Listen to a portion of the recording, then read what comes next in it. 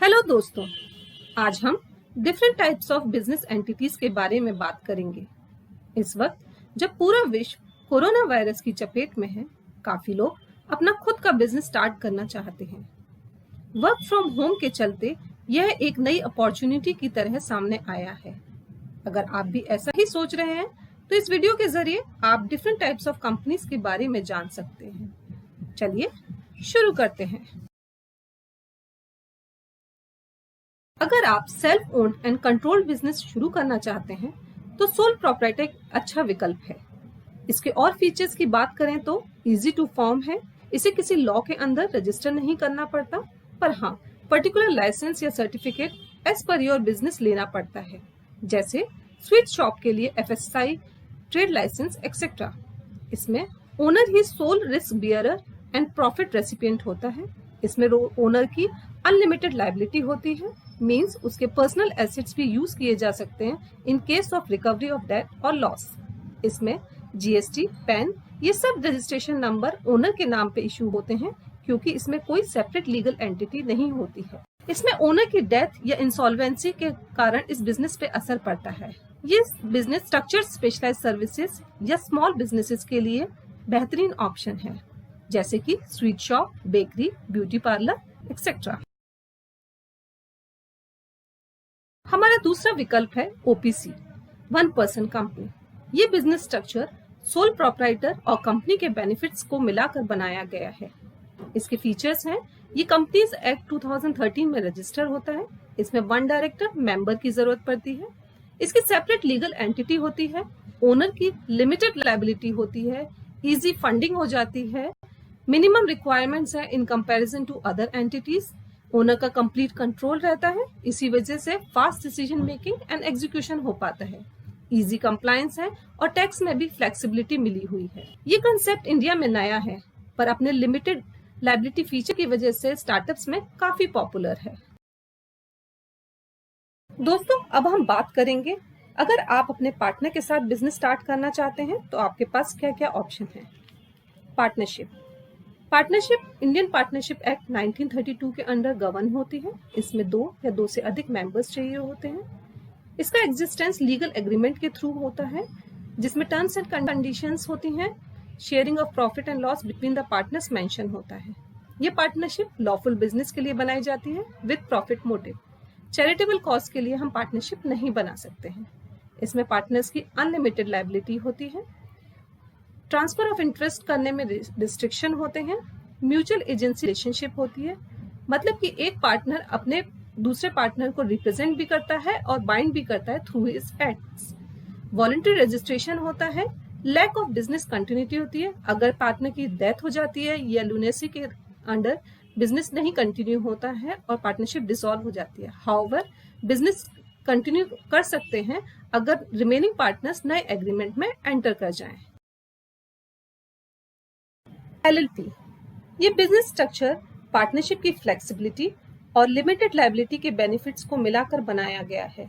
ये एक body corporate है जो लिमिटेड लायबिलिटी पार्टनरशिप एक्ट 2008 के अंडर रजिस्टर होती है।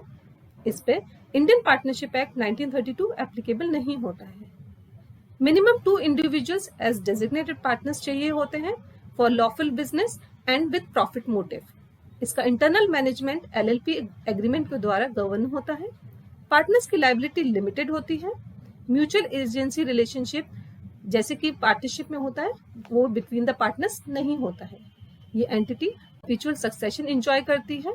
इसमें किसी भी चेंज ऑफ पार्टनर्स की वजह से राइट्स और लायबिलिटीज ऑफ LLP में कोई फर्क नहीं आता। LLP separate legal entity enjoy करती है from its partners. LLP is suitable for professionals like CA, CS, doctors, advocates etcetera. जितने भी क्रॉस सेक्शन प्रोफेशनल्स हैं वो under the banner of limited liability partnership अच्छे से वर्क कर सकते हैं, and it is a very good option also. दोस्तों, अब हम प्राइवेट लिमिटेड कंपनी के बारे में बात करेंगे। प्राइवेट लिमिटेड कंपनी एक स्मॉल ग्रुप ऑफ पीपल के द्वारा बनाई जाती है। ये कंपनीज एक्ट 2013 के अंडर रजिस्टर होती है। इसमें minimum 2 and maximum 200 members required होते हैं। इसमें लिमिटेड लायबिलिटी होती है मेंबर्स की। परपेचुअल सक्सेशन होता है, not affected by the coming and going of members. इसकी अपनी सेपरेट लीगल एंटिटी होती है और अपने नाम के बाद ये प्राइवेट लिमिटेड वर्ड यूज करती है। इसके शेयर्स के ट्रांसफर पे रिस्ट्रिक्शंस होती हैं। मिनिमम 2 डायरेक्टर्स चाहिए होते हैं और बोर्ड ऑफ डायरेक्टर्स द्वारा ही ये कंपनी कंट्रोल एंड मैनेज्ड होती है। इसके 2 मेन इंपॉर्टेंट डॉक्यूमेंट्स हैं, memorandum of association and article of association.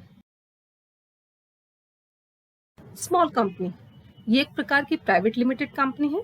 इसका क्लासिफिकेशन कंपनी के paid up capital and annual turnover के बेसिस पे होता है। अगर आपकी कंपनी की paid up capital not more than 50 lakh है और annual turnover less than 2 crore है, तो आप अपनी कंपनी को कंपनीज एक्ट 2013 में एज स्मॉल कंपनी रजिस्टर करवा सकते हैं। स्मॉल कंपनी के लीगल कंप्लायंसेस काफी कम है in comparison to other entities. दोस्तों, अब हम पब्लिक लिमिटेड कंपनी के बारे में बात करेंगे। जैसा कि इसका नाम ही बताता है, this type of company includes public at large as its members. इस एंटिटी के शेयर्स स्टॉक एक्सचेंज पे फ्रीली ट्रेड एंड ट्रांसफर होते हैं। ये कंपनीज एक्ट 2013 में रजिस्टर होते हैं और इसको वेरियस लॉज के अंडर लीगल कंप्लायंसेस करनी पड़ती हैं। इसमें minimum 7 maximum no limit members होते हैं। ये बोर्ड ऑफ डायरेक्टर्स द्वारा कंट्रोल एंड मैनेज की जाती है। इसमें मिनिमम 3 डायरेक्टर्स चाहिए होते हैं। मेंबर्स की लायबिलिटी लिमिटेड होती है। ये एंटिटी परपेचुअल सक्सेशन एंजॉय करती है। मेंबर्स के आने या जाने से इस एंटिटी पे कोई फर्क नहीं पड़ता। ये सेपरेट लीगल एंटिटी होती है जो कि लिस्टेड और अनलिस्टेड हो सकती है। इसके ट्रांसफर ऑफ शेयर्स पे कोई रिस्ट्रिक्शंस नहीं होते हैं। इसके शेयर्स फ्रीली ट्रेड होते हैं स्टॉक एक्सचेंज पे। तो अगर आप आईपीओ या ओपन मार्केट के थ्रू फंडिंग रेज करना चाहते हैं तो आप ये विकल्प चूज कर सकते हैं।